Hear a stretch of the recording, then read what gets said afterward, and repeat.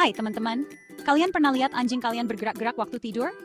Kayak kejar-kejaran gitu? Kira-kira mereka mimpiin apa ya? Nah, ternyata bukan cuma kita manusia yang bisa mimpi loh. Hewan juga bisa mimpi. Para peneliti udah nemuin kalau binatang kayak anjing, kucing, bahkan tikus juga punya fase tidur REM. Fase tidur REM ini, tidur nyenyak banget di mana kita biasanya mimpi. Party-partyan. Pernah lihat anjingmu goyang-goyangin ekornya atau kakinya pas tidur?